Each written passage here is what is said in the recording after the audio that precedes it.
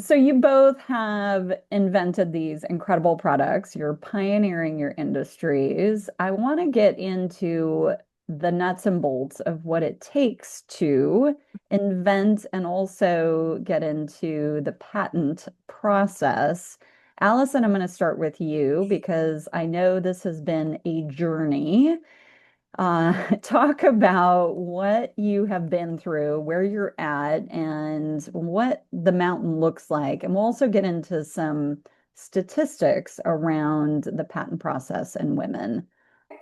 Allison Ombres, founder of Encelia Hair, and we are changing the world of wigs by making them flexible and comfortable, as comfortable and as flexible as your favorite athletic leggings. So wigs are known as not being wearable, and we're basically taking something and making it wearable. They're itchy, they're hot, they're bulky, they look fake. Everything is wrong with them, and we're taking it one step at a time with comfort first as the perspective. For wigs, plastic, velvet, silicone, hot, bulky materials is what the standard is. And so I had wanted to take a completely different approach. I didn't want to wear a wig. And when I reached out to factories and tried to explain the concept, they kept trying to sell me their version of an active wig, which had silicone in it, or it was like a big circle called a band fall, and it was really bulky. So um, for me, the journey was self-learned. I ended up finding a seamstress who took a wig apart for me and made my first sport wig for me. And I took it to Mexico and it was just life-changing. And then when I tried to order that through the factories, it just wasn't possible. So I ended up ordering, self-making them. So I would order the hairpiece and then I would attach the headband to the hairpiece, and it was a whole thing on how to do it. And it wasn't working that well. It wasn't fitting that well. And so I ended up taking my wig off. I ended up crying. And I was like, please don't say no to me. It is miserable in wigs. Women are suffering and no one cares. Can we please just do a test run? And that's how I sort of have morphed into this concept of taking the same comfort and flexibility that you have in yoga pants and bringing them to wigs. But it's been a journey, and talking to my patent attorney, filing a patent has been incredibly challenging. The patent examiner that I've been assigned to is unresponsive, dismissive, doesn't want to get on the phone with me, discrediting every single thing that every single claim. And right now it's boiling down to them basically saying your whole summary boils down to a stitch, and we're not going to give you a patent over a stitch. And it's really I was speaking with my attorney earlier this week, and I was basically sharing my frustrations with him. And he said, listen, like, if you were trying to get a patent on a rocket, you'd probably get a rocket. You'd probably get a patent. But on something like a hose, like he has another client who's trying to get a patent on a hose, they just don't care. And it really comes down to the examiner that you're assigned to. And I think that like within our entrepreneur journey, there's this area of like determination and persistence, but then there's also luck. And I really think that that's the part of the equation that a lot of people don't think about. Whoever you're assigned to, you have to pray to the gods or whoever that they're going to fight for you, and they're going to really think about the end user and the experience that the person is having. And that's the battle I'm fighting right now. They don't think what I'm doing is valid or worthy of a patent. And um, it's heartbreaking.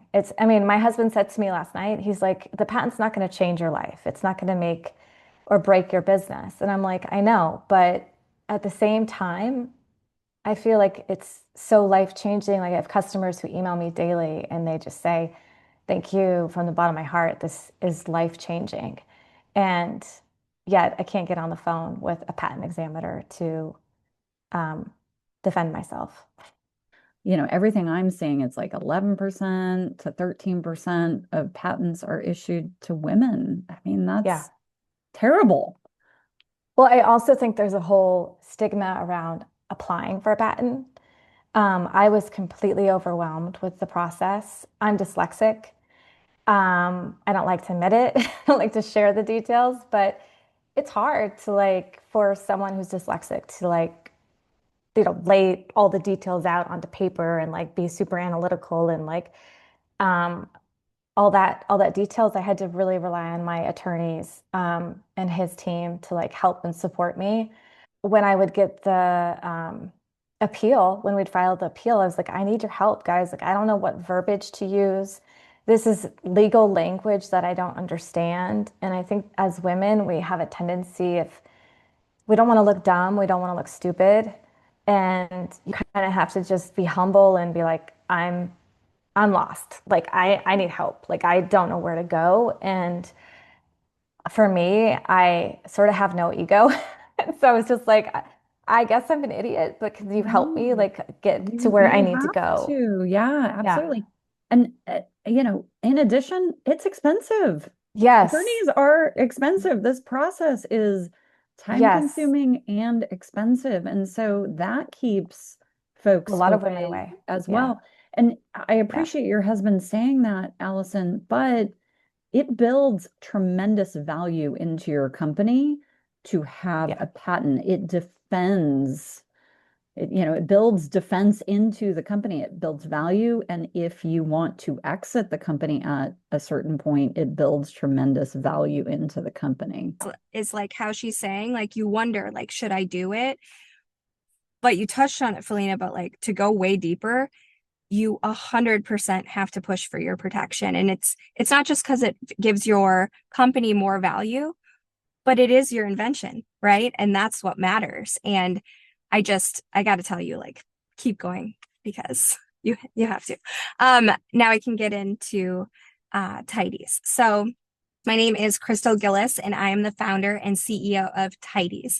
Tighties is a movement technology that works to give people access to their body. So we have patented strapping systems that help align and engage the muscles to offload sensitive joints. So it helps people to move better, alleviates pain, and reduces injury. With Tighties, we have been fortunate enough, and honestly, this was a learning process for me. I had businesses that were in the service industry or in different industries. I'd worked it a little bit with companies that had existing patents, but this was really the first time where we designed and were filing and building our own patent portfolio. And it is really important to make sure, and anyone who meets me, it's the first thing I tell them is protect what you're talking about. You spend so much time coming up with these ideas. And I do think as women in particular, we don't spend enough time or we don't have the same rapport to be like, hey, tell me more about that. Hey, help me understand what I should be doing. And the more we all talk about it, the more we will all rise in this, which clearly we need to when we talk and we look at the stats, right? But for me, it was a matter, and the advice I give people is who your patent attorney is matters because it is expensive. A lot of people will try to find someone that's affordable, but it really can be make or break because it's not just filing a patent. And a lot of people don't realize that there's different types of patents, right? There's utility patents, there's design patents, there's US patents, there's international patents. It can get very complex and complicated. And you really need someone to help navigate you through that you can trust.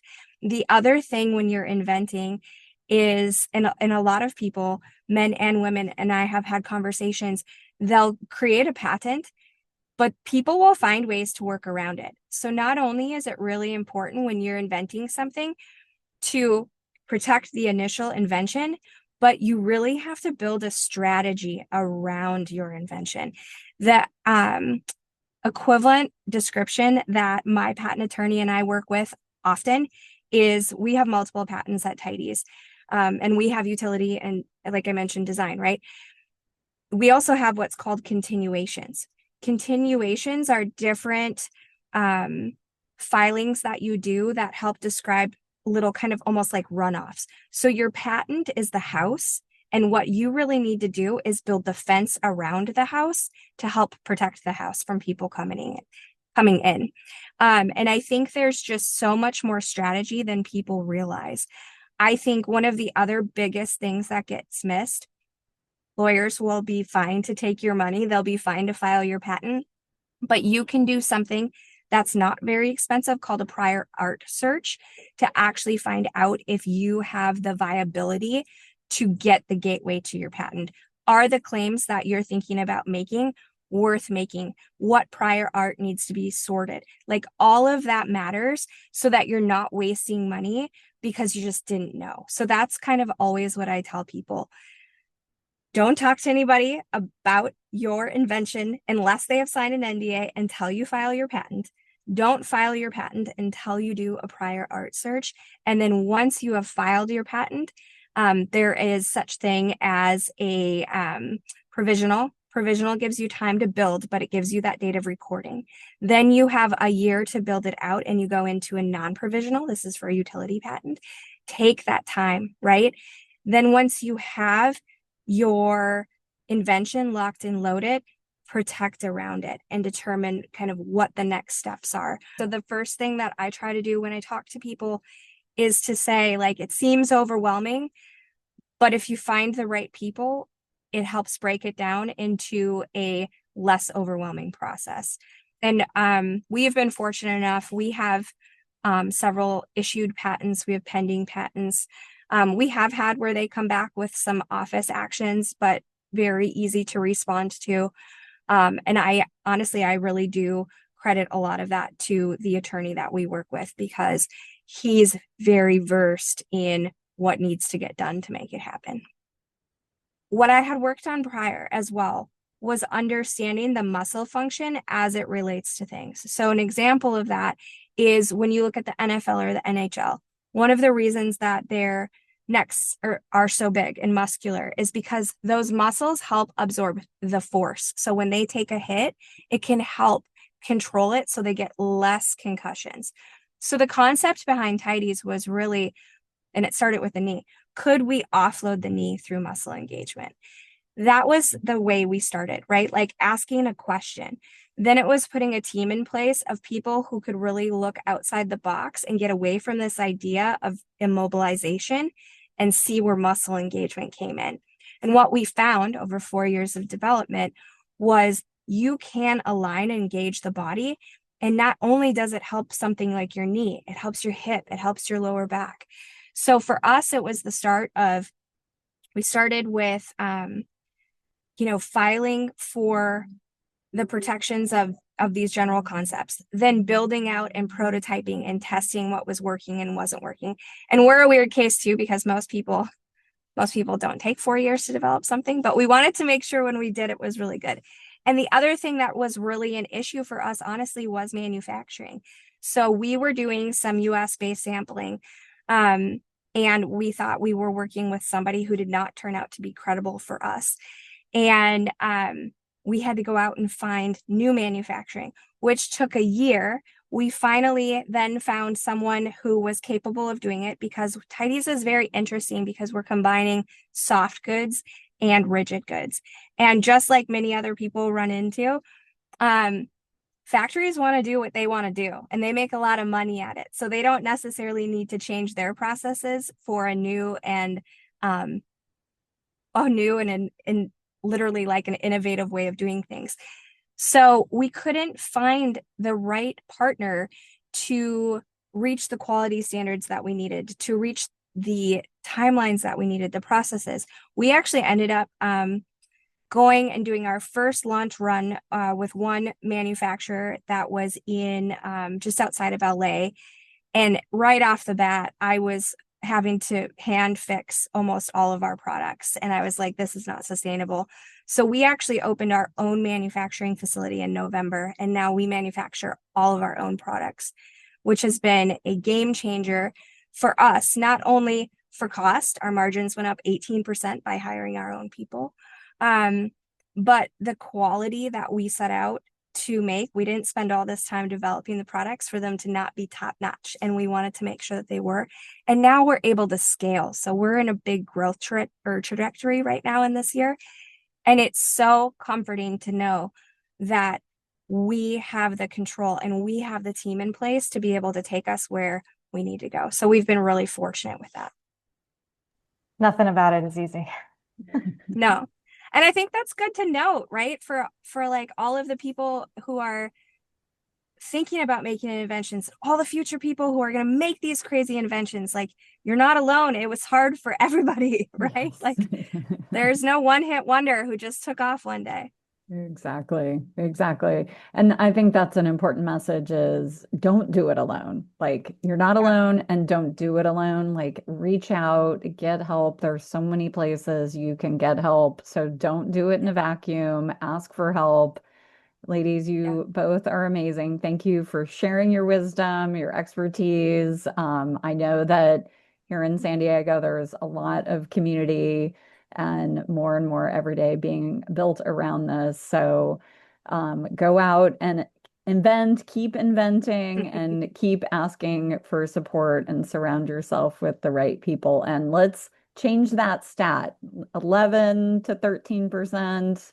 Whatever the stat is, it's dismal and we need to change it. So let's at least get to 50% of females filing and winning patents. Amen. Absolutely. Absolutely. I love it. You guys are amazing. Thank you. Thank you. Thank you for the conversation, Felina.